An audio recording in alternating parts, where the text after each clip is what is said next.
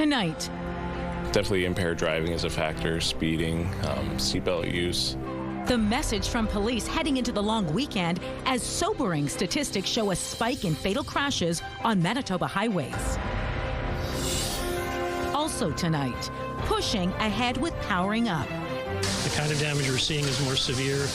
The number of outages spread across a wide area is greater.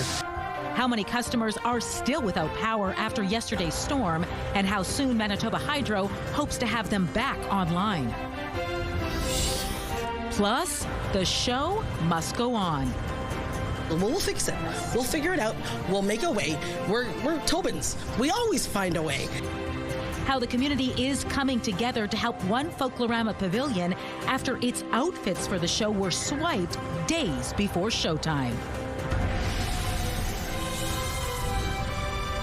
CTV News. Live from downtown Winnipeg with Marilee Caruso. Good evening. Thanks for joining us. Some grim statistics from RCMP tonight as Manitobans prepare to head out on the highway this long weekend. Fatal crashes have significantly increased this year. Speed, alcohol, drugs, and not wearing seatbelts are some of the main factors. With more on the new data, CTV's Jeff Keel joins us now live. Jeff, how much of an increase are we talking about? A lot. 43 crashes, 48 deaths. That's a 23% jump from last year, and it's even higher when looking at historical patterns. Brandon's Ben Horn is on a road trip to Fort Frances, Ontario this long weekend. He says he stays within the speed limit and is responsible, but he sees others who don't always follow the rules. There's all the yahoos who like to go 20, 30 above, zipping by every now and then. It's pretty common. I think everyone would say that. So sadly, he's not surprised by some disturbing stats released Friday showing deaths from vehicle crashes in Manitoba are way up. I would assume alcohol it would be an influence this time of year, especially long weekends, stuff like that. It's unfortunate. RCMP say so far this year there have been 43 collisions, resulting in 48 deaths. That's up 23% from last year, where 39 deaths were reported. And it's a 34% increase over the 5-year average. When we do see it go up, it does surprise us, especially because we have a good dedicated team who are out there every day, and they're trying to, make a difference. Of the 48 road deaths, 5 involved ATVs or dirt bikes. In 3 cases, there were no helmets. And in 12 of the fatal crashes, alcohol or drugs are confirmed or suspected. Definitely impaired driving is a factor, speeding, seatbelt use. They're all contributing factors. Mounties are releasing the data now to get the message out over August long. The numbers are startling for advocates who strive to make roads safer. An increase like that in such a short period of time is really concerning. MAD Canada says it's crucial to plan your ride ahead as the devastation does not end at the crash site. I've been thinking about my mom every day for 27 years, and I wish I could pick up the phone and let her know about her grandchildren that she never got to meet. Show her pictures of my wedding that she never got to attend. RCMP also say 29 of the fatal collisions occurred in the last 3 months alone, including 10 so far in July. All right, let's hope everyone's safe this long weekend. Thanks, Jeff. Lab services are expected to be up and running at a temporary location in Dauphin by the end of next week. That's according to Health Minister Yusoma Asagara, who took part in a virtual town hall last night. Photos previously provided by Shared Health show the scope of the devastation at the health center, which was overwhelmed by floodwater at the beginning of the month. However, officials say a lot of progress has been made since then. The provincial building in Dauphin will serve as a temporary location, offering blood work, x-rays, and EKGs. Prairie Mountain Health CEO Trina Slate says work is also underway to bring other services back to the community so people don't have to travel so far while the health center is restored. Teams are actively exploring and implementing temporary solutions that can support patient care while the hospital recovery proceeds. Spaces are being reviewed for hemodialysis, chemotherapy, and diagnostic services as a priority. Slate says more details on the timeline for those services will be released in the coming weeks. There's still no timeline for the reopening of the health center itself. Slate previously said nearly all of the hospital's medical tools and equipment were compromised and would have to be replaced. Sherry Rollins is no longer running to secure a third term as councillor for Fort Rouge East Fort Garry. Rollins has withdrawn from running in the upcoming municipal election. In a statement to CTV News, Rollins said public servants shouldn't have to compete with a mayor's office that increasingly sidelines them and provides them with an executive leadership team that values compliance and not fearless advice. Rollins was first elected to council in 2018. She served on the mayor's executive policy committee until 2025 when she resigned from the role. Rollins joins a growing number of current councillors who are not seeking re-election. Janice Lukes, John Orlico, Brian Mays, and Marcus Chambers all previously announced they are not running in the municipal election. Winnipeggers go to the polls on October 28th. We're learning more tonight about the weapon involved in a shooting at a Winnipeg mosque Wednesday night. Standing by live with those new details is CTV's Kimberly Rio. Kimberly, what did Winnipeg police have to say about this situation today? Well, merely investigators are treating the incident as a hate-motivated attack on the Rahma Islamic Center. They've determined that the damage to the mosque on Watt Street was likely caused by an airsoft or pellet-style gun. On Wednesday, a vehicle drove past the centers and occupants shouted racial slurs. It was also alleged 2 individuals fired shots at the building from a vehicle before attacking it with another weapon, breaking the glass. Meantime, Prime Minister Mark Carney is weighing in on the incident. In a statement posted on X, he said, quote, "This violent act of Islamophobia is appalling and has no place in Canada." He also said he's grateful that no one was injured and that law enforcement has his full support as they bring the perpetrators to justice. And in a Facebook post, Winnipeg Mayor Scott Gillingham said there's no place in Winnipeg for hate, intimidation, or Islamophobia. He added that no one should feel unsafe in a place of worship and encouraged anyone with information on the incident to come forward. But despite the comforting words, members of the community say it's shaken their sense of safety. It's very troubling. It also has a lot of negative effect on our youth, especially because they don't feel safe. They don't feel like they belong. So, you know, Winnipeg has relatively been a better city than others. We see a lot of this in Ontario and other places, but so it was even more shocking because Winnipeg is a community that always stands together. In a turn of events, investigators are now looking into a report of damage to a residence in the 600 block of Roberta Avenue. It says the incident there occurred at 10:15 p.m. on the same evening, and that damage to the residence's windows are believed to have been caused by the same style of weapon. And due to the proximity of the locations and the time frame, investigators are attempting to determine if the events are related. Kimberly, what can you tell us about the plan now in place to protect the mosque from further incidents? Well, Marilee, investigators say they plan to increase police presence and patrols around the center, as well as in other areas in the mosque in the areas. All right, thanks for this, Kim. A Manitoba man has pleaded guilty to advocating genocide and willful promotion of hatred. Those charges come from social media posts he made beginning last year. The exact text of those posts were not read out in court. However, a Crown attorney told the judge they involved calls for murdering Muslims, burning down mosques, and calling for the destruction of Jewish people. The man, who was 55 years old when he was charged earlier this year, also self-identified as a racist and promoted white supremacist ideology. The Crown stayed one charge related to uttering threats against the Prime Minister. Neither the Crown nor defense made any sentencing recommendations. The next court date is set for early September. The power is back on tonight for 25,000 customers, but Manitoba Hydro says hundreds more remain in the dark following Wednesday's intense storm. Still a lot of work to be done with 4,500 customers still without power across 350 separate outages across the city. Hydro's Peter Chura tells CTV News crews hope to have the larger outages fixed tonight, but smaller ones may take a bit more time. Hydro says some damage isn't accessible until fallen trees are removed, and because outages are so widespread, it's difficult to get to them all quickly. Hydro says Wednesday's storm is worse than the one we saw back in June. The kind of damage we're seeing is more severe. The number of outages spread across a wide area is greater. It really is a tremendous challenge to try to get to all of it. Crews from other parts of Manitoba are lending a hand to those in Winnipeg. Short, localized outages may also be needed to allow crews to safely work. Estimates to restore power has temporarily been removed from the outage map on Manitoba Hydro's website. That's because of the amount of damage needing repairs. All right, let's bring in Colleen Brady now. Get a first look at your long weekend Skywatch forecast. What are you tracking for us as we kick off this long weekend, Colleen? Well, if you're in southwestern Manitoba, a thunderstorm potentially. There's the risk of them this evening across the south. I'll zoom in here. We've been watching this. It's a thunderstorm that's moved out of Yorkton, Saskatchewan, and it's heading straight east toward the Manitoba border. So if you're right around Roblin, Russell, that area, just be on the lookout for that. It is non-severe at this time.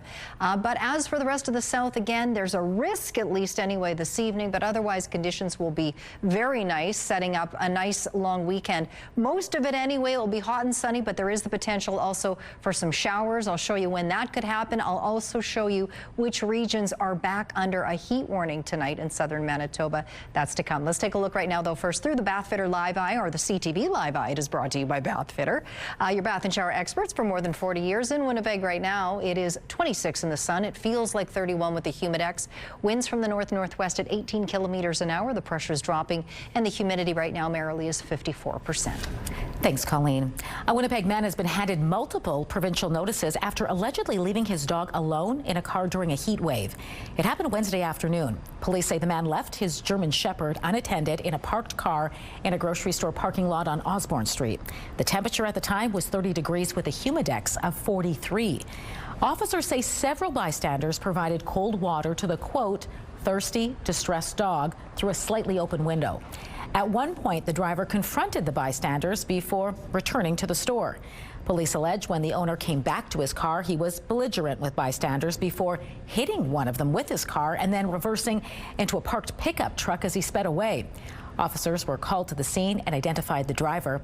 Police then went to a home in the Lord Roberts neighborhood and found the German Shepherd tied up in the backyard.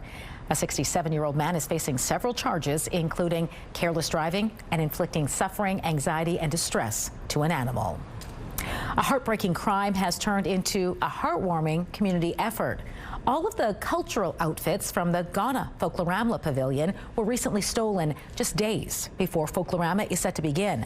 But as CTV's Danton Unger shows you, within hours of that theft, the community rallied to ensure the show would go on. A team of volunteer sewers are hard at work inside the Ghana Folklorama Pavilion, scrambling to recreate dozens of cultural outfits that were stolen. It doesn't matter what happens to you, the community will rise up and be there for you. Pavilion coordinator Abigail Larson says on Thursday, these 3 bins were stolen from a volunteer's car. Inside, 75 sets of the pavilion's cultural attire needed for the Folklorama performances, along with 25 Ghana Black Star soccer jerseys that were going to be featured this year. It's priceless. We can't really put a cost on those cultural attire. With just days left before the pavilion is set to open, Larson put out an urgent call for help. The outreach that came literally within hours was amazing. Support from other Folklorama pavilions poured in, and then Virgin Radio's Ace Burpee show caught wind of what happened.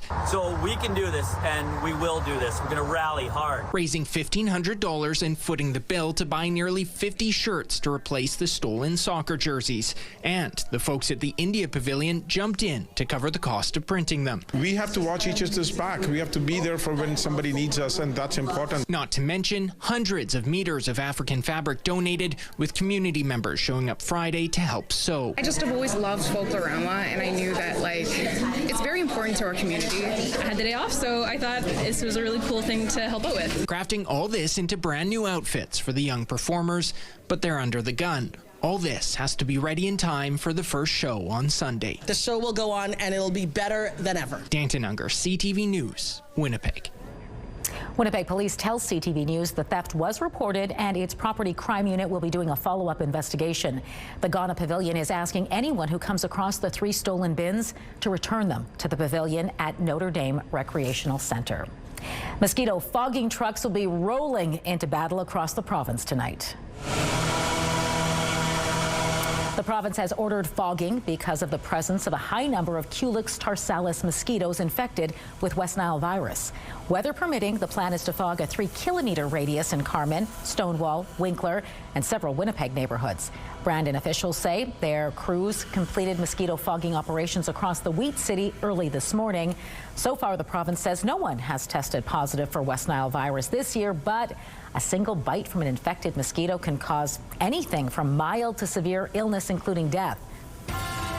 Still to come tonight, a potential major breakthrough in the Middle East. President Donald Trump says Hamas has agreed to disarm, but experts warn plenty of hurdles still remain. Plus, the clock ticks down on a potential strike at WestJet, even as some travelers say they are still seeking compensation from last year's Air Canada strike. Those stories and more just ahead. A look at the markets tonight. Crude oil added $1.08.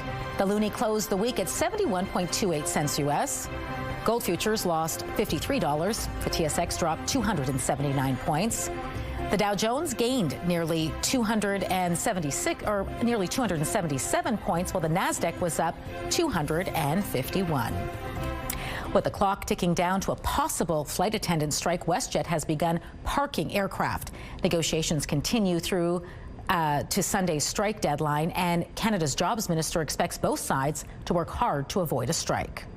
The parties are at the table right now, and Canadians expect them to stay at that table and get a deal. The best deals are the ones that the parties arrive at together.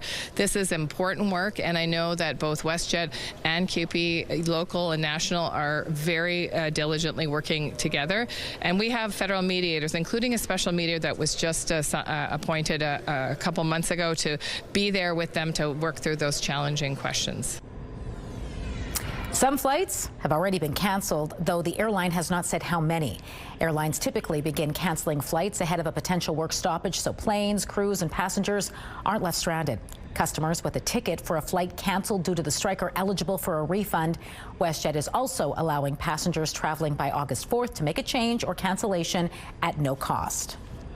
Some Air Canada customers say they are still waiting for compensation after flights were grounded nearly a year ago.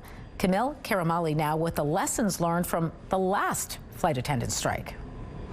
If this sight of WestJet flight attendants threatening to strike looks familiar, that's because it probably reminds you of this. Air Canada flight attendants walking off the job last summer, grounding thousands of planes, leaving passengers who say they're still waiting for compensation from the airline nearly a year later. It's frustrating and upsetting. One of those is this Toronto couple who say they're out $1,500 after they canceled their Air Canada flight to Miami. It was one of the situations where we got so angry we actually just had to laugh about how stupid this was. The two were worried they would miss their cruise departing from Florida. Not wanting to take a chance, they dropped the Air Canada flight, instead booking a flight with a different carrier, flying out from Cleveland, paying extra for hotels and parking. They say Air Canada eventually ended up canceling their flight anyway on the day they were supposed to take off. We had canceled our flights, and we explained to them, we canceled our flights because you're canceling flights the day of, and we needed to be able to get to our cruise. Even if we didn't cancel our flight, you canceled our flight. But passenger rights advocates say that's the wrong call. They are really at Air Canada's mercy. They have no rights whatsoever. Arguing passengers' rights apply only when the airline cancels the flight, not when a passenger does. Wait until your flight is canceled. Give them a chance to rebook you, and if they fail to do so or tell you we don't have any seats, then buy yourself a ticket on a different airline. For now, a lesson learned for this couple who have this message for passengers who may be facing the same situation with WestJet's strike now looming. Keep all their seats. Make sure you email them right away, the customer representative. If they say no, just keep emailing back. Air Canada says it has given the couple credits for the canceled booking, which it says they've already used, but will not be reimbursing them for the extra expenses like hotel and parking costs. Kamal Karamali, CTV News, Toronto. The Ontario government says the wildfire situation in the province is improving, but First Nations leaders are criticizing the government over its handling of the fires. I heard the ministers indicate that they have invested $150 million. And clearly, this is not enough. First Nations have said the province failed to warn them in advance of several fast-moving fires which destroyed 2 communities. Now there are calls for a public inquiry. 159 active fires are burning in Ontario, with 30 considered out of control. In British Columbia, evacuation orders remain in and around Boston Bar due to the Brunswick Creek wildfire, which is still burning out of control. And as damage assessments take place in hard-hit areas, the local district has launched an online tool which allows people to see if their properties or businesses are okay. Fire officials say water is back on and power has been restored to emergency services. Residents are urged to stay out of evacuation zones and to keep an eye on the latest alerts as conditions can change quickly. Now to a potentially major development out of the Middle East. President Donald Trump has announced the complete disarmament of Hamas and all other armed groups in Gaza. Martha Raddatz is tracking the latest. Overnight, President Trump announcing U.S. negotiators have reached a deal with Hamas to lay down its weapons and relinquish its control over Gaza. U.S. officials who briefed reporters late last night say Hamas has agreed to disarm and transfer power in Gaza as long as Israel withdraws from the Strip. The proposed move, part of a peace deal announced by President Trump and his newly formed Board of Peace and International Alliance the president has championed to oversee the administration's 20-point plan to end hostilities in Gaza. It'll be responsible for recruiting and training a new government that will be made up of Palestinians, along with highly qualified experts from all around the world. But details of the plan are slim, and Hamas has not gone public in support of the plan. If the agreement does come to fruition, verifying that the militant group has laid down its arms will be a challenge, as well as convincing some Israeli officials to back the deal. One U.S. official says Trump would be very disappointed if Israel did not follow through on its commitments to support the plan. However, all these questions haven't stopped the president from declaring victory, posting online that the new technocratic government will work with a new Palestinian police force to take responsibility for Gaza. That marks a stark contrast to what Trump had in mind more than a year ago. The U.S. will take over the Gaza Strip, and we will do a job with it, too. U.S. officials now say this agreement is a historic step that will benefit Palestinians, though the phase could take months to implement. Martha Raddatz, ABC News, Washington. Returning to Manitoba now. At one time, the city of Winnipeg planned to sell the old St. Boniface City Hall building. Now, the city hopes to lease it to someone. The city has put out a new request for proposals for the Heritage Building. The RFP would see someone lease the building and act as the property manager for a 10-year period with the option of one 10-year extension. Whoever gets the lease will have to engage the public and provide access to the property. The future of the building has been up in the air for years, with a number of different proposals to rejuvenate or sell the building. The city wants all proposals in by October 23rd. Veterans Affairs Canada says one of the country's last surviving Second World War veterans has died. A social media post from the federal agency says William, or Bill Wilson, died Monday at 101.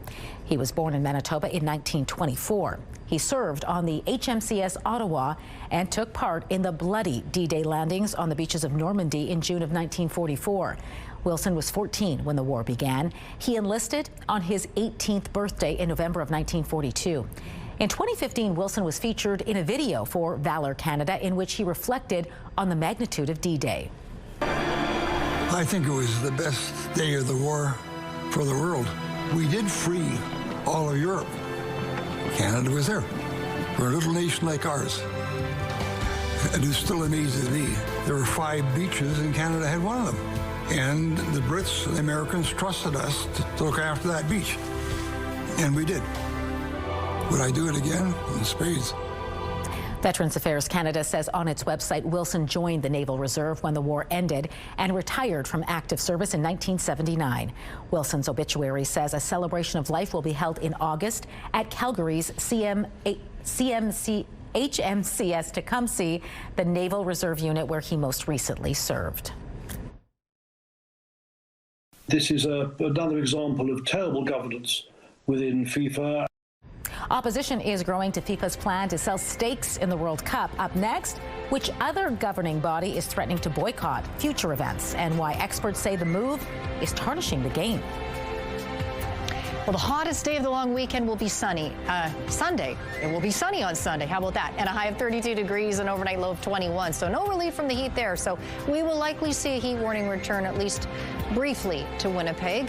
Into Monday, we go big change. Not just the temperatures, the sky conditions. It's looking increasingly likely like there could be showers. It's not a certainty at this point, but the chances are increasing. 24 degrees is the high. Sunny and 22 on Tuesday. Back up into the heat by Wednesday and Thursday. 27 degrees. Sunny or a mix of sun and cloud.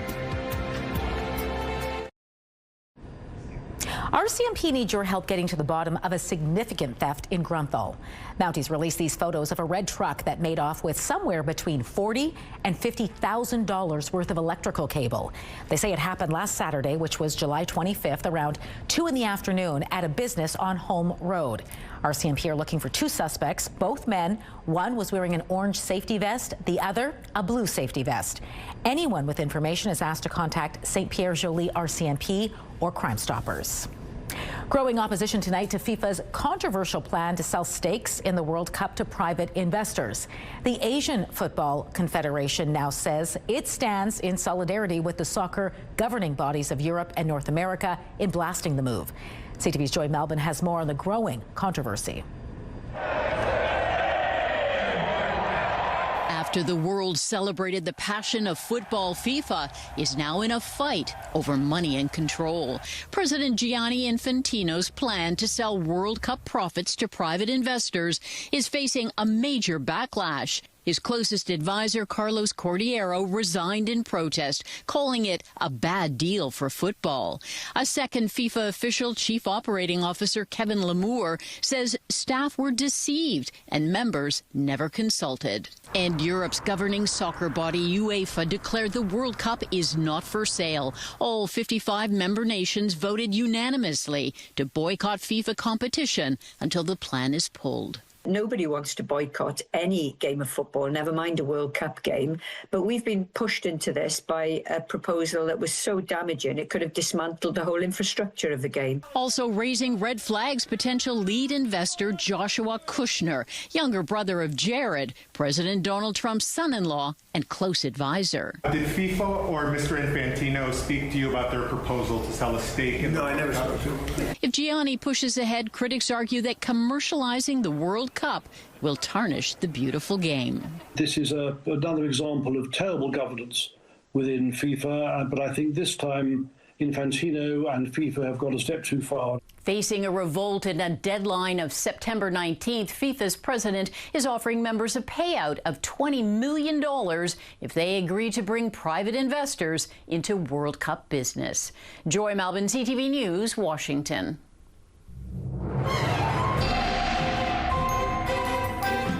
CTV Skywatch weather brought to you by South Beach Casino and Resort. Visit southbeachcasino.ca. Colleen Brady back now with your long weekend Skywatch forecast, and things are going to heat up tomorrow. Oh, yes, a little bit, but it's Sunday when temperatures really take off. So, I mean, of course, it's still been very hot and humid. Just compared to Wednesday, a little earlier this week, it actually feels a little less so. It has been a little less so, but my goodness, what a week it's been. What a long weekend it will be. Temperatures and sky conditions quite nice if you like the hotter conditions. Once we get to Terry Fox Day on Monday, though, big change. The temperatures in the mid-20s. That may be more of your temperature sweet spot, if you will, but it may well come with some showers. I'll show you that in just a moment. Speaking of which, there is a risk of thunderstorms across a good swath of the province, both in the north and the south, at least as we head into this evening. We get into northwestern Ontario. It's clear. It's sunny to start off the long weekend there. Nice light winds coming out of the northwest. Some areas still under a heat warning, at least for now. This will likely get knocked down as we get into tomorrow. It'll still be warm throughout the long weekend, but probably not necessitating a heat warning. But we still have Kenora, Fort Frances, Dryden, Rainy River, those areas still under the heat warning for now. Sioux Lookout is no longer under a heat warning. But a little less than 2 hours ago, Environment Canada began to reissue heat warnings for parts of southern Manitoba, the southwest northwest corner to be precise. So Boissevain, Deloraine, Hartney, Melita, Verdon, all those communities back under the warning. Tomorrow will be very warm and humid. Sunday even more so, as will the rest of the south. So likely we'll see those heat warnings expanded further across southern Manitoba in the coming hours and into tomorrow. Meanwhile, tonight across the north, there's a chance of scattered showers. Nothing too serious there, but again, there's also the risk of thunderstorms, at least this evening. We get into the overnight hours, we clear out. You can see not much is happening really across the prairies, nor east into northwestern Ontario. You'll see that start to change. Now we get into Saturday, bright and sunny. It will be warm. It will be humid across the province and into northwestern Ontario. We get into late Saturday night into Sunday. Things still clear here, but you see out to the west, that's starting to change and advance to the east. We get into Sunday. Now, I mentioned earlier, there is a growing chance of showers for Winnipeg for Terry Fox Day. The Futurecast wants to keep those showers out of Winnipeg, so it's not getting with the program the way some other forecast models appear to be. So not a certainty, but the chance of showers is growing as it is across a good swath of western Manitoba, both in the north and the southern halves of the province. Tonight for Winnipeg, down to 15 degrees, a few clouds. Winds at their strongest over the next couple of hours out of the north at 20 kilometers an hour. 18 Saturday morning, mix of sun and cloud, light northwest winds. We'll go back and forth between sunshine or a mix of sun and cloud tomorrow, up to 29 in the afternoon. Light winds out of the east for most of the day at about 10 kilometers an hour. The UV index for Saturday for the city is 7 or high. Around the province tonight, up into the northeast, just a few clouds over Churchill. There's a risk of thunderstorms this evening. They're down to 13 degrees, partly cloudy for Gillam, Island Lake, 16 overnight there, 13 for Thompson. Thompson now warm, sunny and 27 degrees. There's a chance of showers for the northeast tomorrow. In the northwest tonight, a few clouds over Lynn Lake and Norway House, down to 14, 15 degrees there. Flin Flon in the Paw, sunny and hot, 28. The rest of the region too, 27, 28 degrees. 15, 17 degrees overnight across the southwest, partly cloudy, sunny or a mix of sun and cloud tomorrow. Hot highs across the region, including Brandon and Dauphin, right around 30 degrees. Winnipeg in the southeast tonight, a few clouds over Winnipeg, 15 here, partly cloudy outside the city. Overnight lows for most areas, right around 14. Sunny or a mix of sun and cloud, getting up to 28, 29 across the southeast and in northwestern Ontario. At most, a few clouds over Dryden tonight, 14 there. Sunshine around the region tomorrow, 26 in Kenora and Dryden, up to 28 in that sunshine in Fort Frances. Our first weather photo is a very Manitoban photo. This takes us out to Grunthal. That photo is from Agnes, a lovely shot there. And this next one, isn't this a lovely spot too? This is out near Langruth at Big Point, I believe, out looking onto the moonlit waters of Lake Manitoba. That photo is from Carl. Send us yours to Winnipeg Weather at ctv.ca. This policy change makes me very happy because we want to see policy align with science. A victory for gay and bisexual men in Canada. A Toronto man wins a case that would affect thousands of families. Those details next in Medical Watch. August 1st marks 192 years since slavery was abolished in the British Empire, including Canada. It's known as Emancipation Day, and to mark the milestone, a special celebration is taking place at the Canadian Museum for Human Rights. Joining me now to talk more about what's planned is Nadia Thompson, Chair of Black History Manitoba. Nadia, great to speak with you. Always a pleasure. Thanks for having me. You know, a lot of people to this day believe slavery didn't exist in Canada. Can you set the record straight for us? Well, that would be inaccurate. It did happen here in Canada, not only to the people of African descent, but also to the Indigenous people and the Asian people. So we've had quite a fair bit of information that was misrepresented of Canadian Black history and history in a whole. Yeah, well, Emancipation Day is, I would imagine, a bit of a solemn reflection. It's also a day the community is choosing to celebrate Black resilience. Tell us a bit about what's planned tomorrow. So tomorrow, I think it's more of it's a opportunity for us to come together as a community, and we always love to partner with the Canadian Museum for Human Rights, and they've utilized this opportunity to give a platform for challenging each other, having those conversations that are not always easy. And so with tomorrow's event, we are kind of doing a little milestone to the 5 years since the Act has been moved here, and Emancipation Day has been official in Manitoba, and we're also celebrating 45 years of Black History Manitoba. So we have a really great showcase of talent, music and art, and some wonderful performances and speeches, and also a look at Canadian history with a screening of a short film. You mentioned Manitoba officially recognized Emancipation Day in 2025. So just 5 years ago, when I read that, I thought, why did it take so long for that to happen? There's a lot of red tape, I guess you could say, but we have wonderful folks in our government who understood what the importance was of having that act being passed. And when Minister Moses came to Black History Manitoba with the idea and asking for advice and suggestions, we wanted to make sure that we were a part of that historical moment. And we were, and giving a voice to the voiceless and making sure that our history is told by our voices. You know, as that recognition was maybe a long time coming, we still also, I think you would agree, say we have a long way to go in this province when it comes to educating Manitobans about Black history. How important is that for the future? Oh, we talk about this all the time, every year. The fact that we don't have the correct portions of our history in our history books and in the curriculum that we provide to our young people, it's not great, and it makes us very behind the times in promoting change and making sure that those mistakes from the past don't reoccur, and also to give onus to the fact that we are an important part of Canadian history. So we do this by our choice. Whether you're a teacher, an educator, a parent, or a community activist, by making sure that we're making people aware and educating people. That's the best that we can do from our standpoint, and having these events help in those situations. Well, you definitely are doing a great job, and tomorrow's a great opportunity to learn more about the event. The event, by the way, is free and family friendly. I understand it all gets underway at 6 o'clock, right? Yes. You want people to register online? Please, that would be great. Just so that we know we have seats for everybody. We want to make sure everybody's comfortable. The reception starts at 6. The event starts at 7 o'clock. It is free, open to everyone. We encourage people to bring your young people, bring your neighbors, bring your friends. It's a really great event, and there's something for everyone. So we're really excited for another year. Hope you have a great turnout. Nadia, thanks so much for your time tonight. Thank you. Have a great day.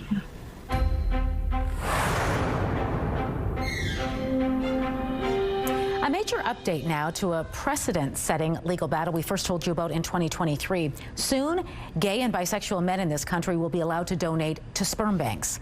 Health Canada has confirmed it will eliminate restrictions advocates call discriminatory. CTV's Rachel Aiello has more now on the significance and the new details.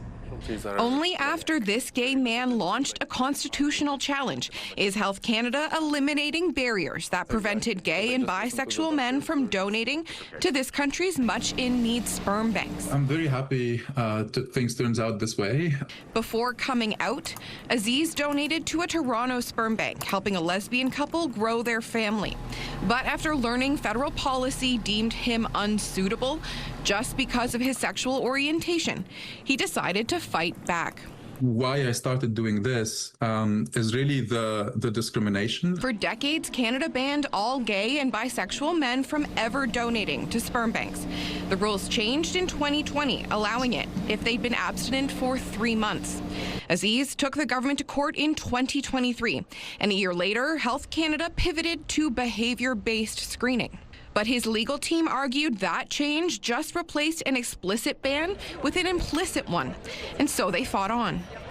And just as they were feeling confident in the case they'd be presenting at a pending hearing, the Federal Health Agency declared it was updating its donor testing requirements again. This change represents an important and precedent-setting step. Alongside new advanced infectious disease testing, as of this fall, Health Canada is eliminating those questions that precluded gay and bisexual men from donating if they'd had more than one or a new sexual partner in the last 3 months. Quarantine period and then the subsequent sufficient testing is absolutely sufficient for the safety of that sperm to be used in donation. Affidavits filed by experts in the case confirmed the donor procedures already in place are more than enough to protect against risk, including the transmission of HIV. This policy change makes me very happy because we want to see policy align with science. LGBTQ2S+ advocates say they're relieved and a little frustrated that it took this long for the government to right a wrong that was based on outdated data and beliefs. I'm also really filled with so much gratitude towards Aziz for tirelessly fighting this issue. CTV News requested an interview with Federal Health Minister Marjorie Michel, but she was not available. In a statement, her office said the government, quote, supports changes that make sperm donation safer and more inclusive, while supporting continued public confidence in the donation process. Rachel Aiello, CTV News, Ottawa. Medical Watch is brought to you by Manuke and Coster Denture Clinic.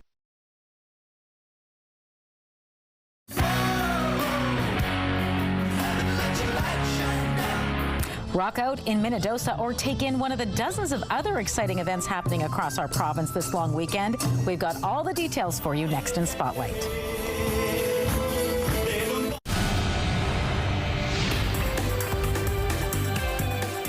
Spotlight sponsored by the Casinos of Winnipeg, presenting Mark Norman, the Mumbo Jumbo Tour. Southern Manitoba is getting ready to rock. Rock in the Fields of Minnedosa kicks off tonight.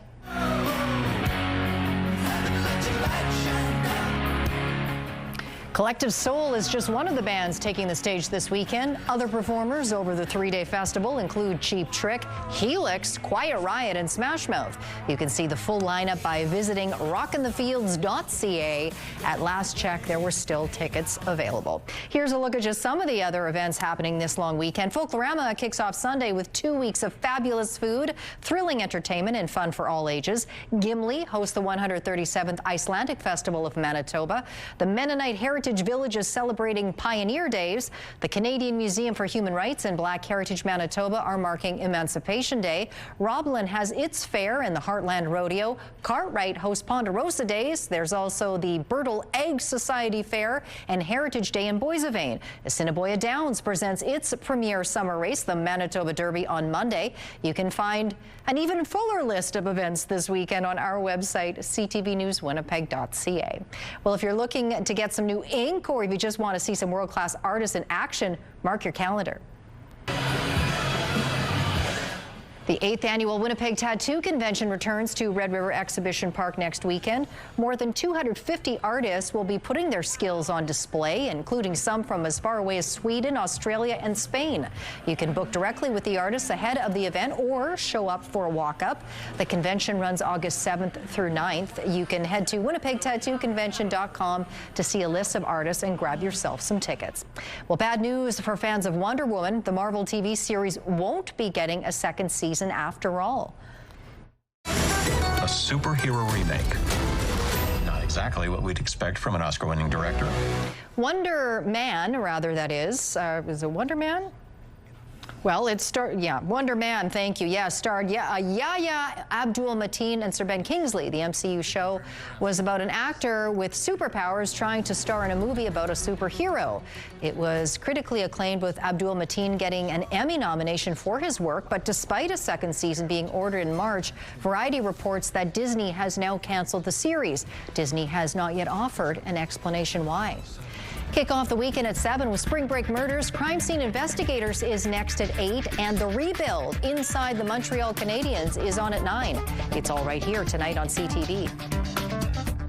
I know, like both of us, we just get taken back by just how much people have supported them. A growing business gives back. How potatoes are helping a young Brandon entrepreneur help out local area charities. Women's clothing provided by RW & Company. Salon services provided by S&T Spa Salon. It's the last day of July. 27 was the high temperature, but the record for this day set 100 years ago. 36.7 degrees on that day. Tonight we drop down to 15, a few clouds. Sunny and hot for the first 2 days of the long weekend. 29 Saturday, 32 Sunday. We could well see showers on Terry Fox Day on Monday. 24 degrees, 22 in the sun on Tuesday. Back up into the heat by the midweek. Wednesday, Thursday. Hot highs of 27 degrees again with the sunshine returning. Thanks, Colleen. A young Brandon boy's growing backyard business will be a bumper crop for children at a local hospital. Fingerling and Yukon Gold. Yeah, Yukon Gold. Reds and russets, all of those are all part of the 4 varieties of potatoes growing in Logan Pandolfi's raised garden beds right now. Logan started Welcome to Logan's Potatoes last summer with 16 beds and sold out all 62 pounds of potatoes he offered to the community. This year, he's planted 34 beds with 25 bags of potatoes thanks to some donations from local businesses and the community. And this time he's hoping to sell around 120 pounds to the public. Last year, Logan used some of the money to buy items for 2 animal shelters, and this year he plans to buy toys for children at Brandon General Hospital. The reason why I thought of that is because one time I went to the doctor? You went to the doctors in Winnipeg? Yeah, and after they offered me some little toy, the squishy things, and then I thought, maybe that's what we should do for our potatoes. Great idea, Logan. Logan will be selling his potato crop between August 14th and the 17th at 4 different locations around Brandon. Purchases are capped at 5 pounds per customer. You can find all of the exact locations on the Welcome to Logan's Potato Facebook page. What a great effort. Very entrepreneurial. Yes, good job, Logan. That's right. Those potato plants look pretty impressive, too, especially with all the rain we've got this season. I might have to come get 5 pounds from you. All right. Have a good night.